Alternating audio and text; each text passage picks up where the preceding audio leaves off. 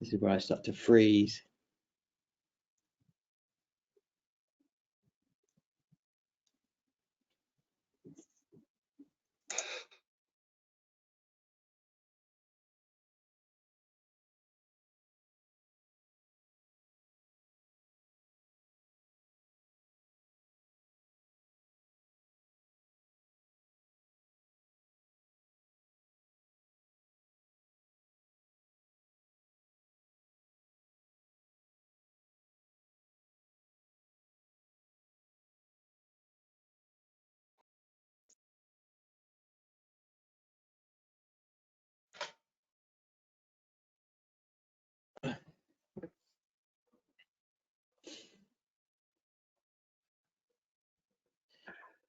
Good morning, Torbay. That's not quite the entrance I'd hoped for, but I think I might have frozen. Let's just make sure we got the gremlins ironed out. Emily, can you hear me? Yes, I can, Steve. You're fine. This is going so well. Em, can you hear me? Yes, I can hear you. Thank you. That's good. Could everybody else hear me? If you could just nod, please. Yes. Well, we were going to launch with a big opener today, and as always, the webinar on the web stopped us doing it. So without further ado, I will do my usual. Good morning, Torbay. Welcome to the 20th edition of Breakfast Bytes, Torbay Business Forum's very own virtual webinar coming to you, bringing businesses together and keeping us all up to date and together during this horrible time where we just haven't been able to get face to face. With me, I've got Emily Tucker from South Devon College. She is our producer. And also in the newsroom with Charlie the Rocking Horse is Jim Parker from Torbay Weekly. It's great to see you today. We are continuing to bring businesses together and to help build growth. And this is about getting back to getting ready to build. So on the call, I'm joined by our new Chief Exec of Torbay Council, Anne-Marie Bond, and Lynn Milligan, Director of Business Exchange. And last but not least, Ali Upton. Last time was dressed as a reindeer when she appeared on here. Today, fortunately, she doesn't have to put up with that kind of fancy dress outfit, and talking to us about Rowcroft Hospice and the Hospice at Home appeal. Good morning, ladies. Great to see you, and thanks for joining us. Now, we couldn't produce these events without the fantastic support of our sponsors, and this month's sponsors are Accounting for Everything. So thank you, James Twigger, and SSG Training and Consultancy Limited. Thanks to Mark Salmon for your support. So Jim, before I go into the rest of it, any updates from the newsroom? I understand that next time we meet, we can have a hug. Yeah, with you, can I come back to you on that one in a later date, Steve, if you don't mind? But I'm sure there might be some other hugs out there which would be really nice. So yeah, so this week, as you'd expect, we focus on that bit of freedom, May the 17th, and Boris's roadmap, and hopefully Torbay opening up and welcoming guests as well as locals for putting the pandemic behind us, God willing, and fingers crossed. And that's right across the board when it comes to hotels, pubs, B&Bs, and don't forget the old poor Birmingham Theatre that's been closed for months and months and months. So that's got a lineup being announced this week as well. So it's really good news. And from a business perspective, we're working with Carolyn and the inspirational team at the English Riviera Big Company. They're out for a reballot for a second term. So we're working in partnership with them on a 4-week campaign to try and push that yes vote, which I think personally is so vital for the future of our economy and tourism and the result generally in Torbay. People stories, we've got a really unusual story about Winston Churchill's daughter, who was on the stage at the Old Pavilion back in 1940, I think it was, when he was announced Prime Minister, and a talky lady from the Trethewey family, well-known name in Torbay, who's written a book on that.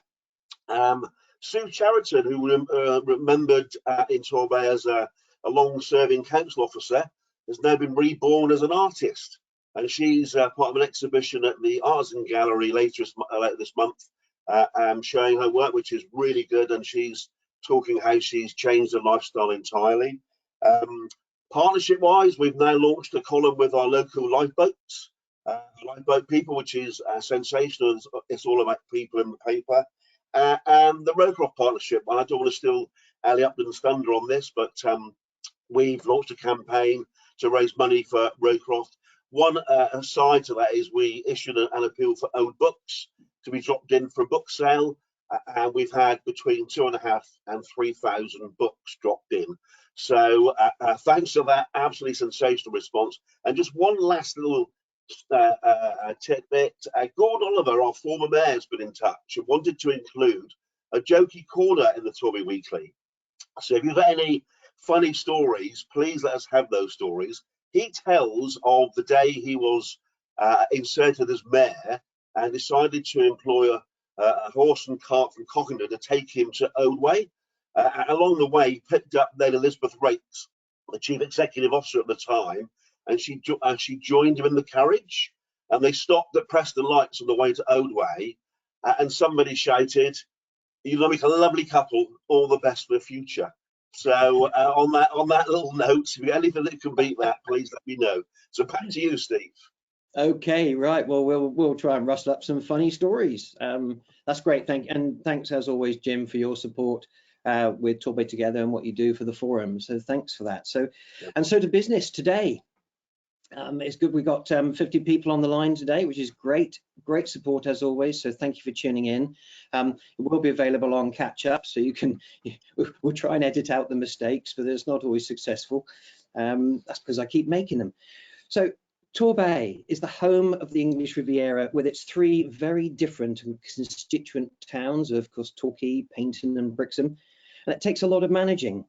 It is never easy for anybody.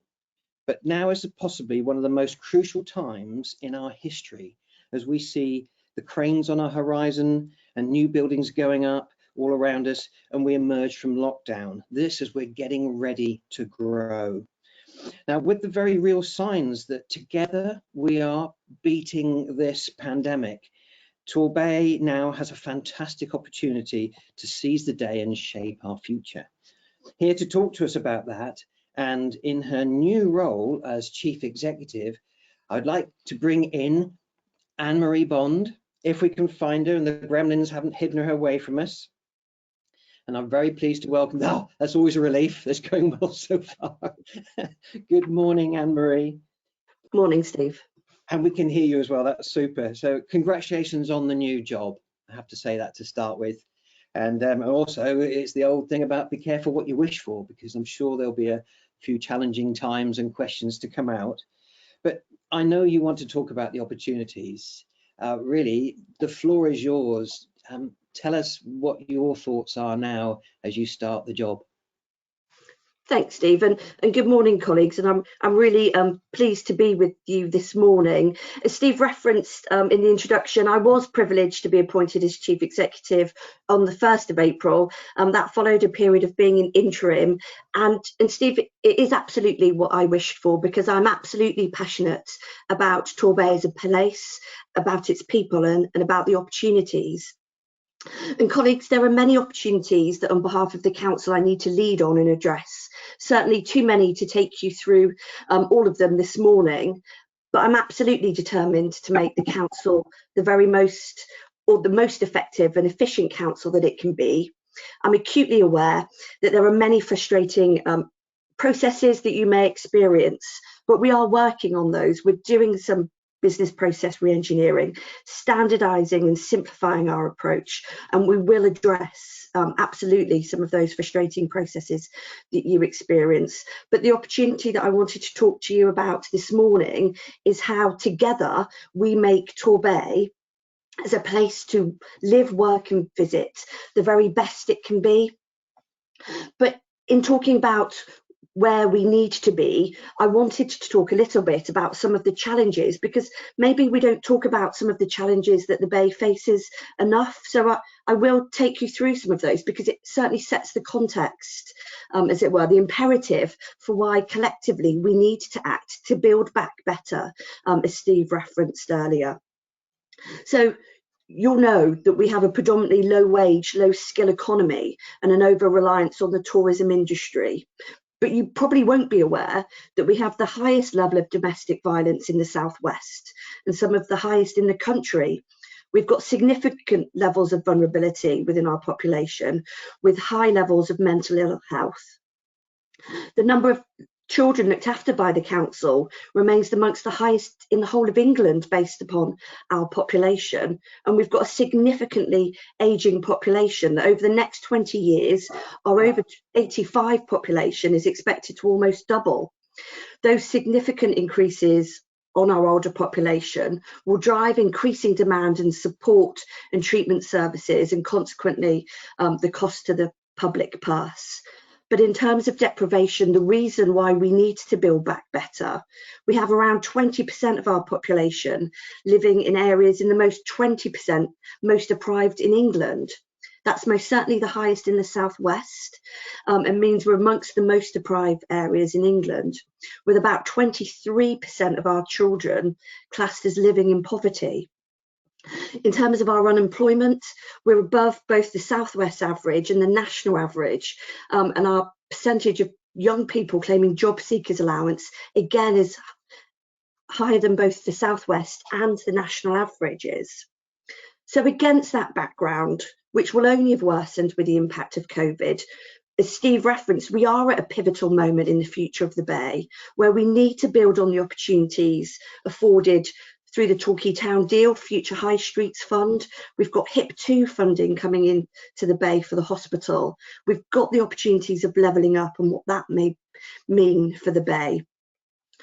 We need to together work on that, ensuring that we build back better, fairer, affecting long-term transformational change for the Bay. I know that the Bay is full of fantastic, enthusiastic people who have a real love for the Bay and a desire to change things for the better. But what we don't collectively have is a clear vision of what the Bay looks like, what it feels like. And what our residents, what our businesses don't know is how they can contribute to have a real collective effort in order to reach that future. So we need a refreshed vision for the future, which everyone's aware of, and where we can share in the direction of travel. So what does that mean and how do we get there? That's the challenge at the moment. So it means that we need to make the place, Torbay, the most important thing. It's not about individuals, it's not about the council, it's not about anyone in the council or in other organisations. It's the place that needs to be the hero, that we need to have our absolute focus on. We need to ensure that collectively we're place-based and place-led. We need to widen our place leadership, creating collaborative action, a coalition of the willing with new relationships that focus upon a place change programme. And through that, we'll build community confidence, community spirit and civic pride. And it's that vision, that collective aspiration that then provides us the framework for the economic recovery and growth post-COVID. So as some of you will be aware, we are progressing a refreshed vision, a refreshed place narrative.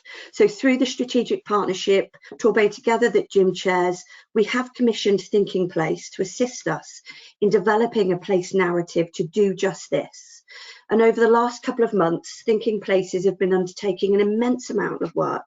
So they've done strategy and desk research, they've visited the Bay, they've done 40 stakeholder interviews, in excess of 10 focus groups, 6 workshops, 3 online surveys, and they're currently using all that they've learnt through their interactions to develop a place narrative for the whole of Torbay and for its component parts.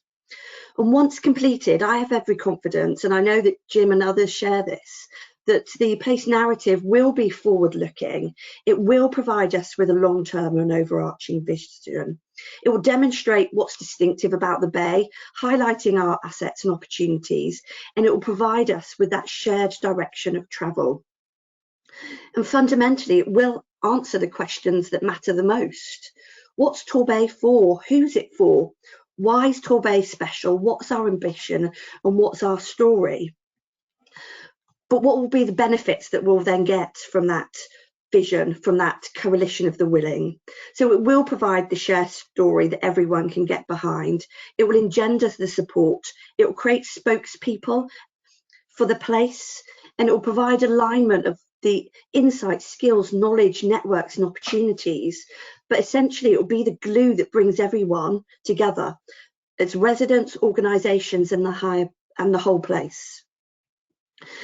The outcomes of the Clear Place narrative we've seen from other locations can be really immense, really place changing, with a high profile, clear place-led investment propositions, with greater opportunity to compete for investment, talent, resources, delivery of collaborative action via business and organisation engagement, and a resulting rallying cry for our community.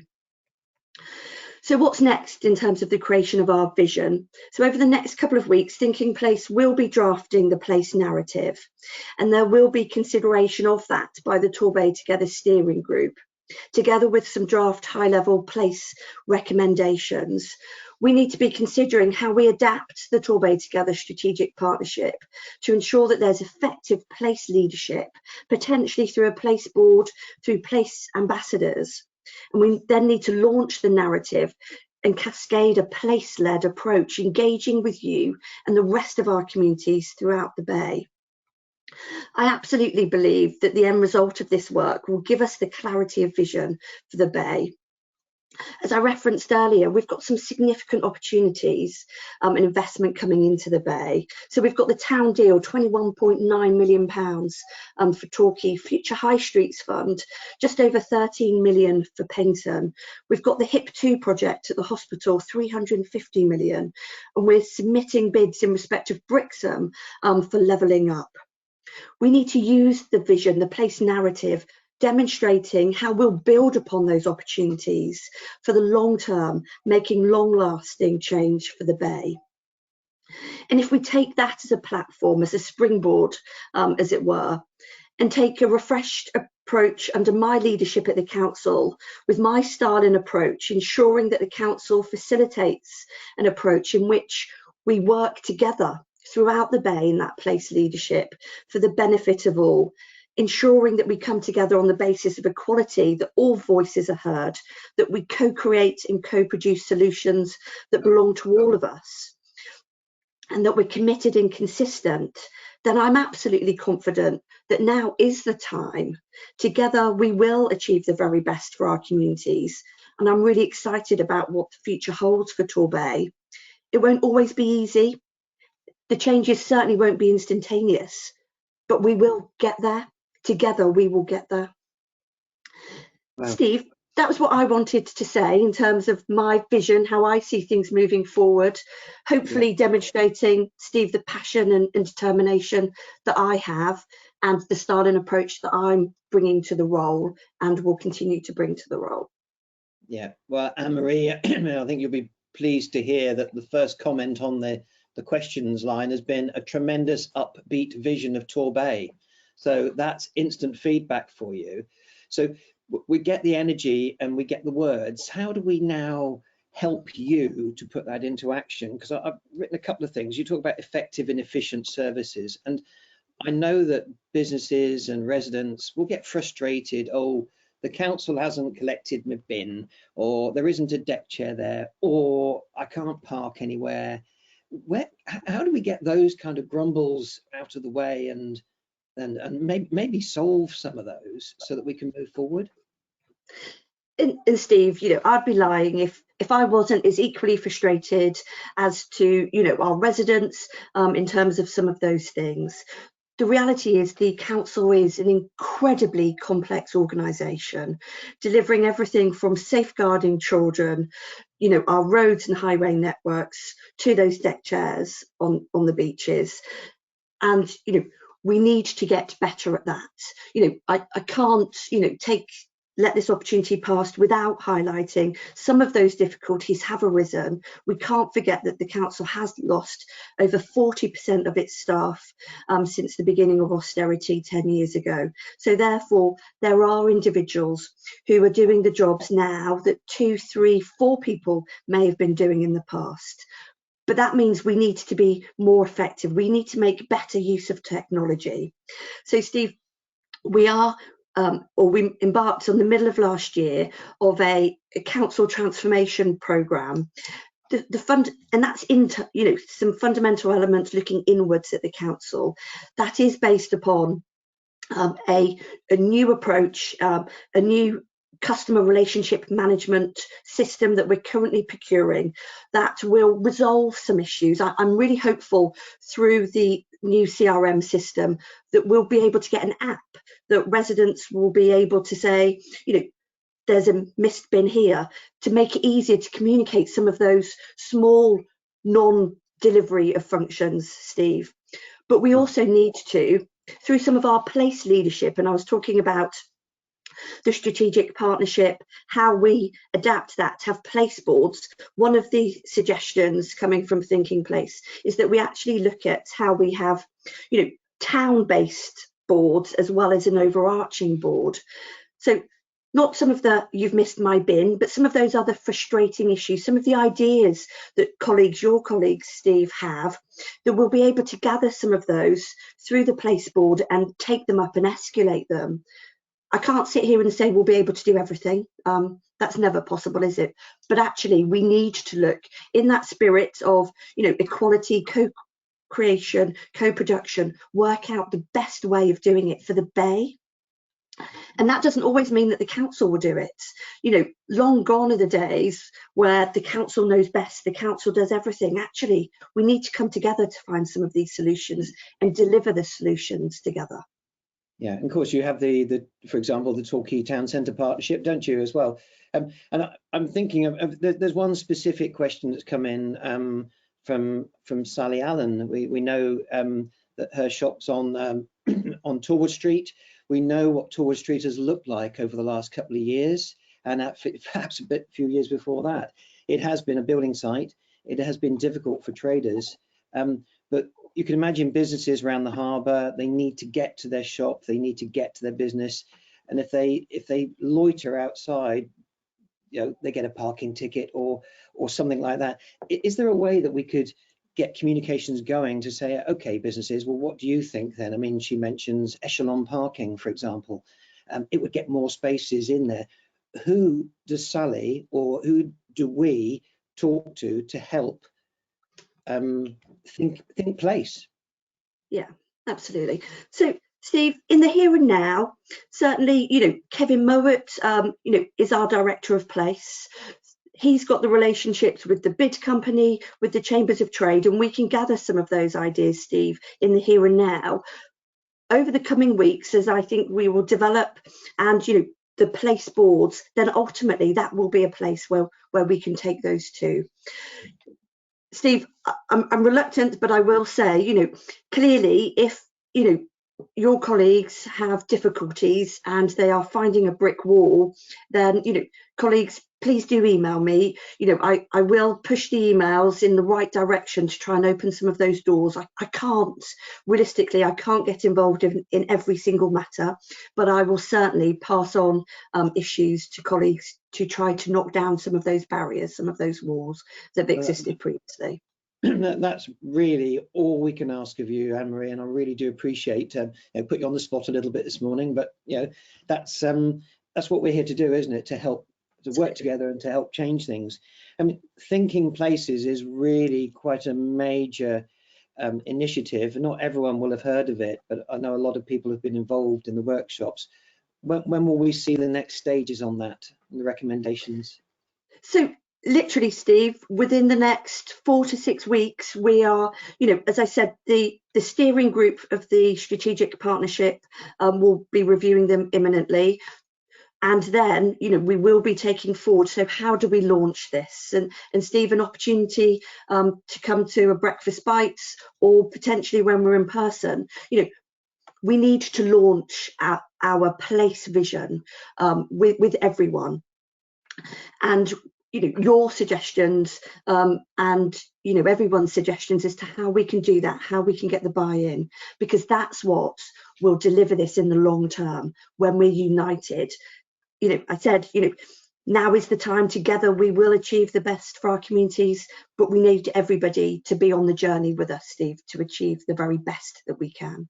Absolutely. Well, excellent. And you know, And those familiar words, now is the time. I think that Jim had something to do with that as well. But He certainly did. it is really a Right. privilege to have you with us today. Jim, do you have a question? Yeah, I just want to support Anne-Marie and all that she said. The lady is very passionate about Torbay and what we do, and it's been an honour and privilege to chair the Torbay Together partnership. The last 2 years we've achieved great things, but I think we came to a stage where we needed to start again, Steve, and Anne-Marie and the council investing in that outside look from Thinking Place is really, for me, demonstrating the council is absolutely determined and serious about that new future. It really is, and just determining what Torbay wants to achieve and where it goes in the future, rather than just sat around tables talking. You know, the opportunities at the moment with all the investment coming in, we'll never get that. If we miss out on those opportunities, we all want to be thrown in a trench somewhere. We really do, because it is a massive opportunity for the future of Torbay, not just for us, but the future generations. And the likes of Anne-Marie and the current regime are up for that, and I think together is the key word. You know, they're serious. And I think there was two things which Thinking Place emphasised. We need to be bold, which has been said before, and we need to be quick in delivering, which I know that the business world would love to see that, and we've got the right lady in charge. That's all I want to say. Fantastic. Execute at speed, as they say, and that's what we need to do. Anne-Marie, I really appreciate you joining us today, giving up some time. Please do stay with us, because if we get some more questions, I might better throw them to you. But the Business Forum will do whatever we can to support you in the role and to help realise those opportunities. So thanks again. Now, so our next guest, talking about opportunities. There are a load of opportunities coming as the Bay grows, and what we do need to do is to attract some new blood. And I have the very person that is helping us to do that in Lynn Milligan. Welcome, Lynn. Good morning. Good morning. Good. We can see you and we can hear you. That's always a relief, because you sort of lurk in the shadows for us. Lynn, you are somebody who specialises in realising opportunities through business exchange, and tourism is such an important part of our economy. And you say your business is selling our business, or should we say our business is selling your business? Selling your business. So why don't I just shut up and let you tell us just a little bit about you and what it is. Can I first of all say that it was excellent listening to Anne-Marie, because we've got some exciting times ahead, and the passion is obvious with the vision for the future. So excellent. Moving on to my business, I started in 2017, and I've got a sort of collective background, having been in the estate agency and property, and also owning a guest house. And so I started Business Exchange in 2017 using all of those sort of skill sets, and have really learnt a lot more along the way. I have sold a variety of businesses, from a hat shop to a bridal shop, but in recent, or I should say rather than but, in recent last couple of years, through recommendation, I have been selling guest houses, from small guest houses to very quite large and upmarket guest houses, which has been a complete pleasure. And so moving forward with that, it seems that I've got a little bit of a niche, but at the same time, having quite a wide background, I'm sort of keen to help businesses as a whole, especially in Torbay. It's a beautiful place to live. So, so what type of business clients are you seeing then? Where are you getting these leads and introductions from? Well, it has been global. Obviously, last year put paid to travel, so it's now UK wide. And I have people from, I have had in the past sold guest houses to people from Canada, from South Africa, from all across the world. And then you know, even now, from Scotland to Kent and down to Carnarvon. It's been, you know, it's quite wide. Recently, quite unusually, I've had a few local buyers, which is, you know, people from Torquay, Newton Abbot, who are buying, staying in the area. And what do you find is attracting them to Torbay in the first place? Torbay has, well, I love it. So I'm a real advocate of I've lived here since 2013. I moved to Devon in 2006, and Torbay has got everything. We've got the lovely beaches, we've got beautiful, fabulous people, and we're close to so many other things with the Moors, Exeter, Plymouth, and the South Hams. So it's such a great place to live that I'm quite easily enthusiastic when I talk to people. But the main thing for people who are looking to buy a business here and move here is that it is comparatively affordable. So when people are looking, why wouldn't they want to be on the coast? And if you're going to be on the coast, the English Riviera says it all. Yeah, the English Riviera, of course. And how do we move on from the Fawlty Towers image, and then we look at the wonderful new hotels, the corporate backing? How does the guest house world fit into all of that?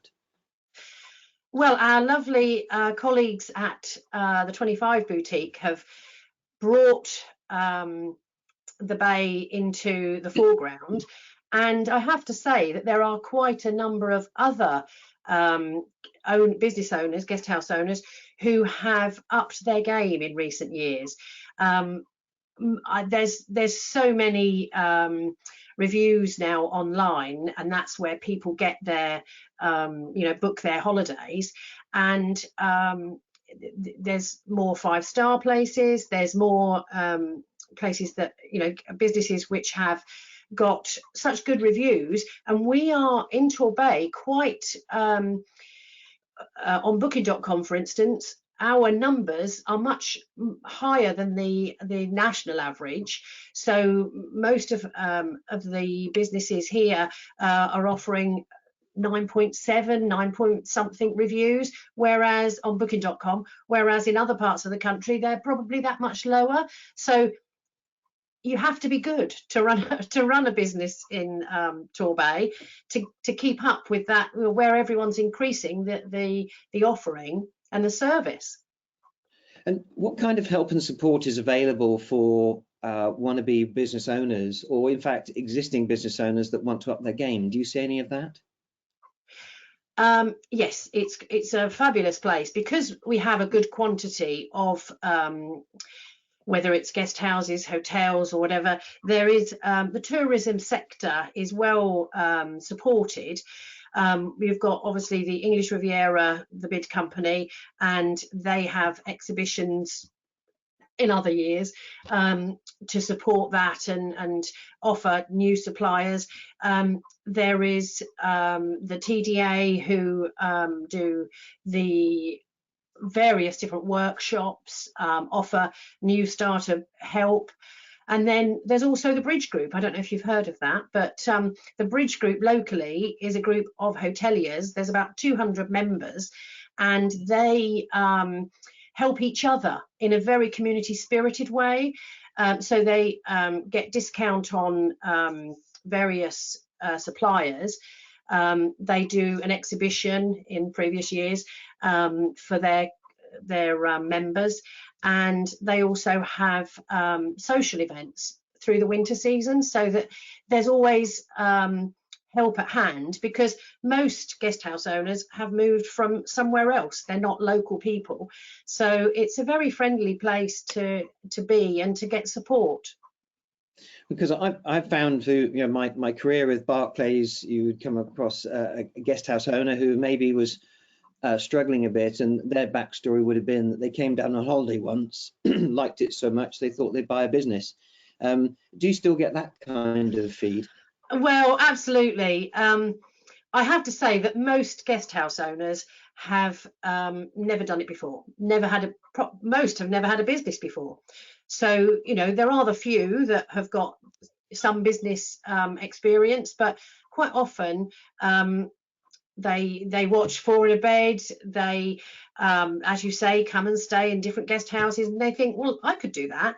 And to be fair, some of them do a very good job of it. So it's and over the last year, this is where I have found that I've had more people ringing me up saying, well, I've had this dream for quite a few years, but this last year has made me think I need to do it. I need to do something about it. And they put their house on the market and they move down and look for a bed and breakfast in our lovely bay. Well, and do you see that there's any change in attitude of newer owners? I'll give an example. I was on a workshop the other day, and the comment was that when you looked at the reviews and sort of unique selling points of various local guest houses, was the type of stand stair lift they might have.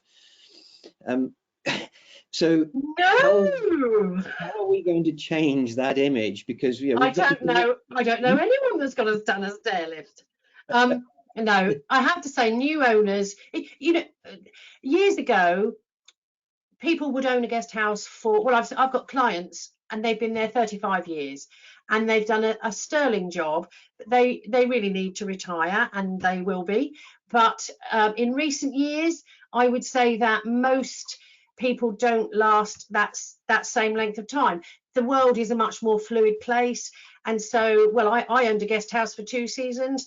There are people who have 4, 8 years, 10 years, but it's not as long as it used to be years ago. Therefore, there's always a good change of having new blood into a business. And with new ownership, there's always enthusiasm. People are always excited. It might be tinged with nerves, but they're always excited and keen to make more of it, and they think they're going to rule the world, and good luck to them, you know. And then ruling the world and those ambitions, how are people going to cope with all of the new bed stock that's coming into the bay with the posh new hotels and things? How do you see that affecting, say, our guest house market? Well, personally, I always feel that competition is good, because the more we have in Torbay, the more there will be, because more people will come, because there is the bed space. And I think there's a different marketplace for people that want to be in a hotel, people that want to be in a travel lodge or Premier Inn, and people that want the personality of a guest house. So that's where the good thing is that in recent years, new guest house owners have started making a big difference to their business, and their reviews are what will attract people, because hotels are much more anonymous. So if people want that anonymity, then fair play, there's going to be something for all here. And I think most people need to see that, and do see competition as good, because it brings more investment locally. Yeah, that's good to know. And mentioning the C word now, you know, the COVID factor, we've been closed for 7 out of the last 12 months. How has your business fared through that, and seeing sort of business exchanges? Well, actually, I've worked all the way through. On the first lockdown, I had about 4 or 5 sales going through the legal process. So I simply maintained those for the 2 or 3 months that we were in full lockdown. And they all went through during last summer. So there were new owners into the bay. And since then, since last summer, it's got increasingly busier and busier. And I have been working extremely hard, I have to say, helping new people move in. You know, the legal process is quite a lengthy one, as you probably know. So the good thing is that it's become more focused. So there's more people who wanted to move to the southwest because of many reasons, including the fact that we had quite low pandemic, COVID numbers. And also to start a new life. It's given people a lot more time to reflect on what their life's about. So the fact that the housing market has also increased in activity, has meant that there's been sort of brewing up quite a storm, and it's been a very busy time. The good thing is that the focus has, because of people can't travel unless it's essential, has meant that there's no sort of people that are coming down looking at 6 guest houses and then deciding, oh well, I can't even, I don't even want to bother anymore. Most people are very focused on selling their business, selling their property, coming down, viewing 2 places, deciding on one, and then looking ahead to moving in and being very excited about it. And of course, these principles can apply to any type of business, can't they? Absolutely. And once you can get the viewings and look at the numbers, this may seem a strange question coming from a banker, but how are you finding the funding market at the moment for people? Well, that has been quite a negative since the COVID situation, because I don't offer finance, but I work with several brokers, keep in contact with several of the lending banks, and there's some that have stopped lending to new businesses completely. Some of the high street banks, and the ones that are lending have reduced their loan to value considerably. So where before COVID people might only need a 30%, I say only, but a 30% deposit, now it's at 50%. And so if you're looking at buying a business where people's budget might have been 700,000, let's say, that changes how much they need to put down considerably. Therefore, if they've only got 300 grand to put down, I say only, but if you're looking for a decent business, you need to have the investment, and then that changes their budget entirely and what they can afford to buy. So that's been quite a challenge in expectations, because my initial call with people has been quite direct in recent times, rather than letting them just come along and have viewings. It's more about the money. How are you going to fund this? Where are you getting the money from? Because if it's not worth wasting people's time and then finding when they go to offer that they haven't got enough money, it's just a waste. So I put people in touch with brokers and lenders so that they can establish these things quite early on. Yeah, it is true about the bounce back loans, and the CBILS really did soak up a lot of time and resource, and also a lot of affordability. It has soaked it up, but I'm hoping as we see the recovery coming that the purse strings will be relaxed a bit. Across, as I always say, other banks are available. So, but just to finish there, Lynn, as our time is running, a couple of top tips for anyone in the market? Well, I would say any business, organisation is top the key, because if you're not organised, you just won't achieve what you need, and therefore you'll have problems all the way through, cash flow, everything. So organised, be very organised. Data capture is something that in any business now, everything is online, everything is about approaching people, and with the GDPR changes in recent years, it's all about making sure that you've got the right data and be able to communicate with people to make them long-standing clients. And finally, enjoy it. Yes.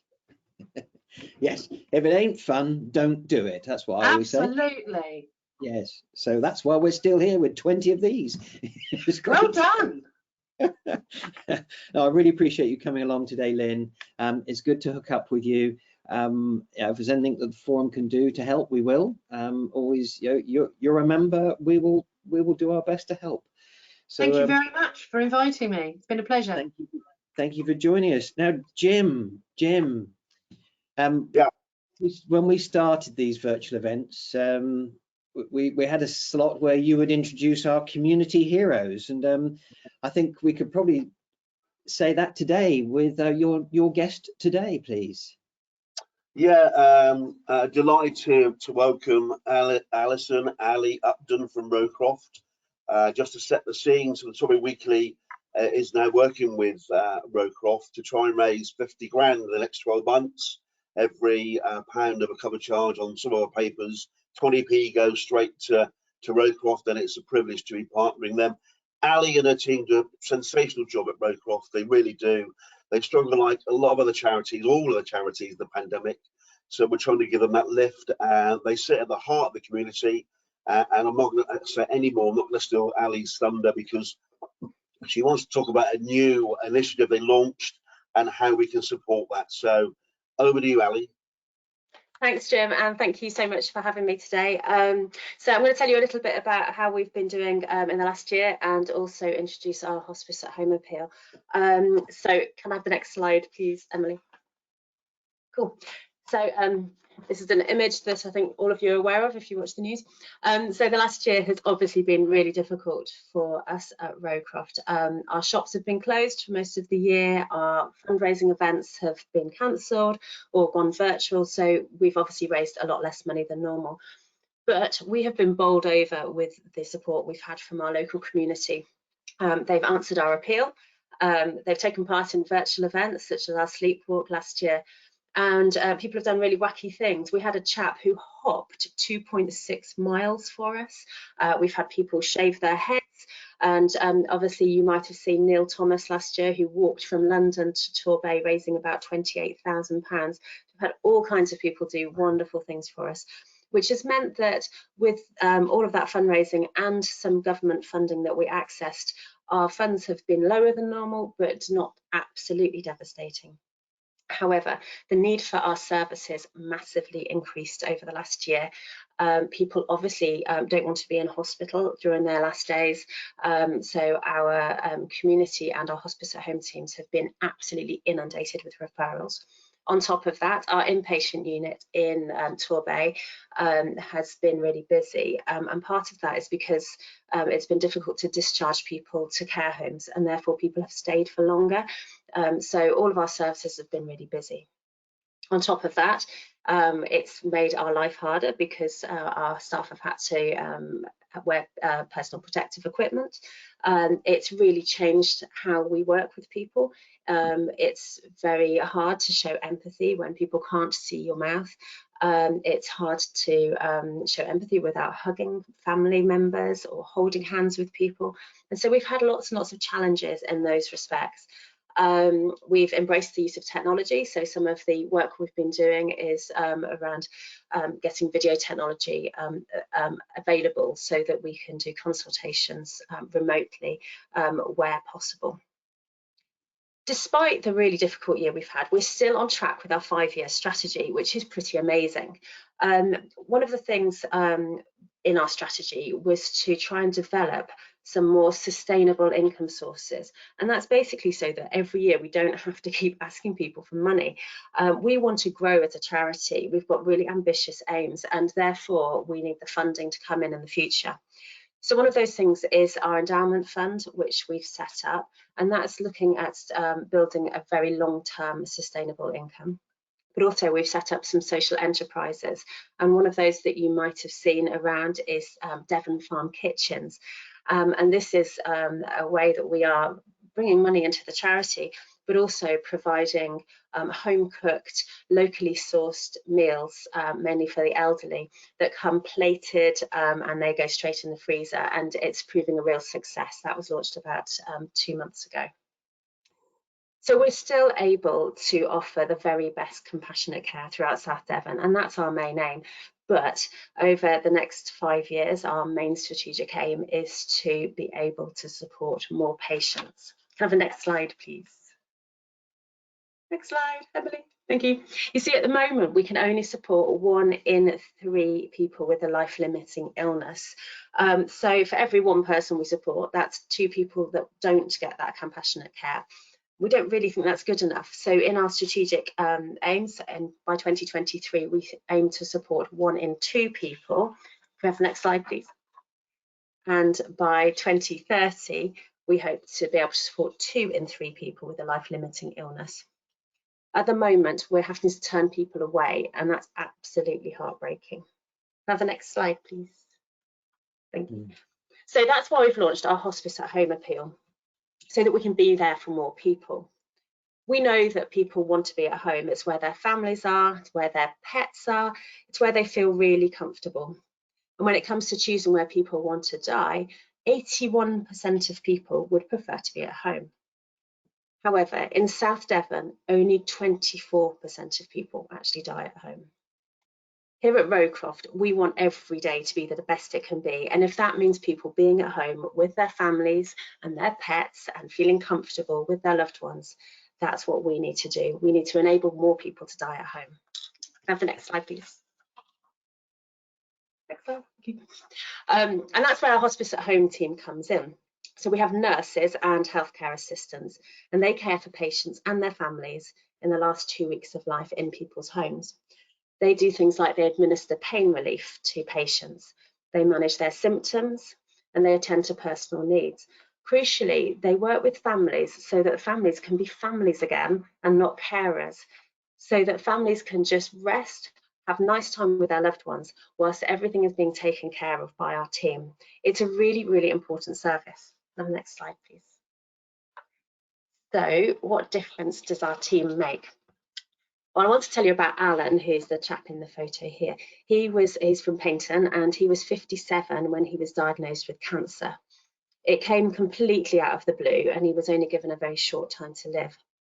It was crucial to make the most of the last precious moments with his family, and so they chose to bring him home. Tina, his wife, told us she felt completely out of her depth. She felt really scared, and she wanted to do the best by Alan. And that's where our hospice at home team came in. In Tina's words, "Then in walked this lady, and there was no panic. I wanted to kiss her feet as she put me back in a place where I knew I could cope again." Alan was discharged from hospital on the Friday, and he knew he only had days left. They set his bed up in the lounge where he had a view of the sea, and the nurses eased his pain and brought him a sense of calm. It meant that Alan, Tina, and their 4 children could spend time together without worrying about the medical care and about going to and from hospital. Tina, his wife, says, all day people came and went, and he told so many people he loved them that day, and he was told he was loved. Very often people just don't get that chance. In the evening, the family sat together in the lounge and watched the rugby. They laughed a lot and they shared memories. And the following day, Alan died. But the sense of peace and love that they were able to have because of our hospice at home changed the complete experience of his passing. It was a really happy time for the family. Have the next slide, please. So usually we support about 440 new patients a year through our hospice at home service. But last year, referral rates were really, really high, and we luckily got some funding from our CCG and also from some individuals, and we were able to recruit some new staff. And so we were able to support 550 new patients. We still had to turn people away. We simply just don't have enough nurses. It's absolutely devastating. It means that families like Alan's may not have had the peace of mind, the dignity and the comfort that he experienced. And that's why we've launched our appeal. Over the next 2 years, we want to be able to support 740 new patients a year. So it's quite a big step up. And we need our local community to help us get there. The next slide, please. And anything people can do can really help us to reach our goal. Even £1 can help us visit one more patient because it can pay for PPE. Crucially, though, £1,250 can mean that we can care for one patient through our hospice at home team. And I know that loads of companies can easily raise that much money. Anne-Marie earlier talked about how our community needs to work together, and we need to work with you. So can I have the next slide, please? We've set up our Hospice at Home Corporate Supporters Club, and that's enabling all of you companies to be involved in expanding this vital service. It's a good way to enhance your brand, make your staff feel proud, and crucially, you'll be directly helping families like Alan's in your local community. It's only £250 to join, but we also want to work with all of the companies so that hopefully they can raise more money and support more patients. We want to get these companies working together, having fundraising ideas, and hopefully in the future have some events where people can actually come along and meet each other. These are the companies that have signed up so far, and we're incredibly grateful. Can I have the next slide, please? But also there's all the normal ways that people can support us, and people always ask us about whether events are happening, so I thought I'd quickly talk about them.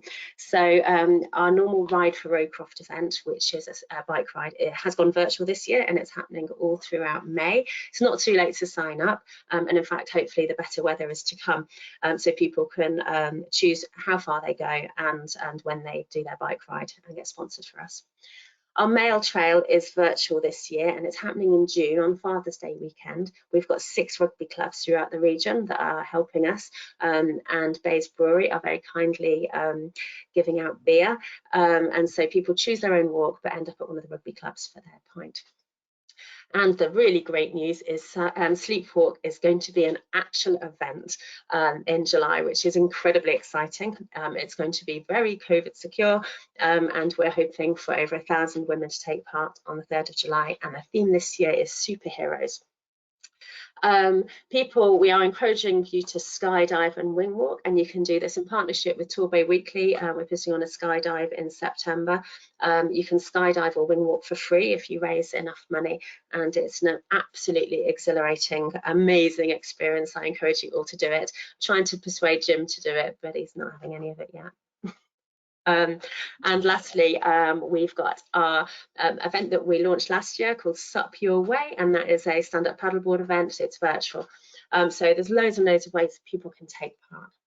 I'm going to leave you with some feedback that we've had. I have the absolute pleasure every day of speaking to people that have benefited from our services, and these words are just some of the things that people say about our Hospice at Home team.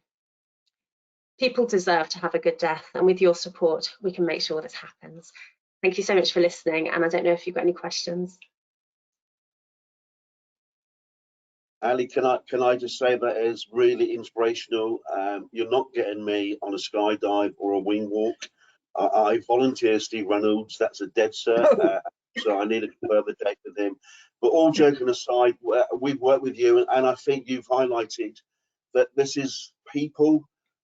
The people stories that we've come across as you launched this appeal have been inspirational and heartwarming. I know Frank won't mind, we highlighted Frank Sobey last week, how your new service helped Frank spend the last moments of the life with his wife Lindy, and they described the hospice workers as angels in uniform, which I think was really heartwarming. And you detailed how business can help you, and I'm sure that Torbay will rally to help you with the new calls and the new appeal, and get Steve on that skydive. Steve, over to you. Jim, you're sacked. I could quite happy to wave from the ground, but maybe we can get somebody else to do it. But Ali, it's always very moving hearing from yourself and from the Rowcroft team. It is amazing what you do. You know, it's like 9 years ago that you helped my father-in-law in his last few days. You know, those things stay with you forever and make life that carries on so much more bearable. So thank you for what you do. I'm glad we didn't get you to dress up today, but there's always next time. And don't forget, Christmas will come eventually.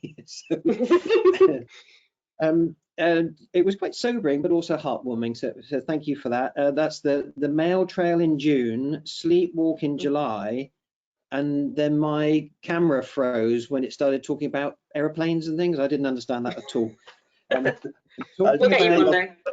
I've just got a text from Charles Darrow to say that they will donate £100 to Steve Reynolds Wing Walk Fund now. So your fund's up and running, mate. So there you go. This is not going to plan.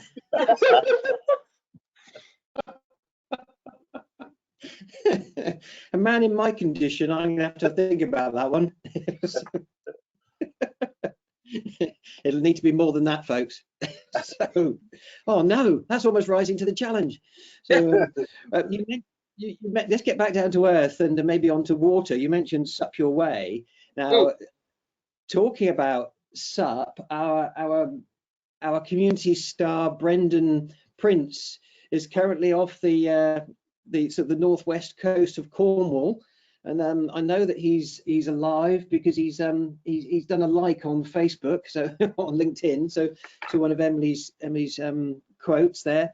So well done, Brendan, finding some really choppy seas and difficult conditions. Who on earth would set off and paddleboard around mainland Britain in the eye of a storm? But he's doing that. So please do follow Brendan on the Long Paddle 2021. He is of course raising money for charity as well. So we're getting close to the end of our hour. So thank you so much for our speakers again, Anne-Marie and Lynn and Alison Upton. A couple of notes have come in on the Q&As. There's a mention from Sally Cope and also Fee White about hospitalityangel.co.uk, where there's support for people owning guest houses. A comment from Julie Rose.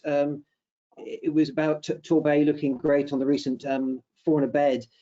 I guess that was a TV program, but people should not think that owning a guest house is easy. It's hard work, and they all need to offer something extra to remain competitive with the new hotels going up in the area. So absolutely, Julie, thanks for your. And then Mark Salmon, Bayes Brewery, and of course one of our sponsors today, SSG Training Consultancy. Thanks, Alison. Who do we contact to join the Corporate Supporters Club? So Ali, to join the Corporate Supporters Club, how, please? Either get in touch with me, perhaps through LinkedIn, or guess my email address, alison.upton@rowcrofthospice.org.uk, or you can find details on our website as well. Okay, that's great. Well, and this recording today will be put onto our website and available on catch up, so people can replay parts of it and tune in on the bits they really want to get to. So thank you for attention today. A couple of notes to remember. May the 17th, Hospitality and Leisure opens. Did we think we'd get here? Well, we always hoped, and absolutely. So good luck to all those businesses that will be opening in that responsible Riviera way. So that's great news. I'm looking forward to going out and actually not having to freeze your bits off in the outside alfresco dining. So that would be good, wouldn't it? So just to, as we're reopening, just a reminder, we had Sean Kramer on last month. The Restart grants are now available. Go on to the Torbay Council website and visit the business support page. Retail can get a grant of up to 6,000. This is dependent on rateable value, and hospitality can gain up to £18,000 as a cash grant. So also anybody wanting to borrow some more money, there is the recovery loan scheme, which is the follow-on from the C-bills and the B-bills, 25,000 and above. And a reminder also, the new bid, ER bid 2, is now out. The summary business plan was posted out and was online as of yesterday.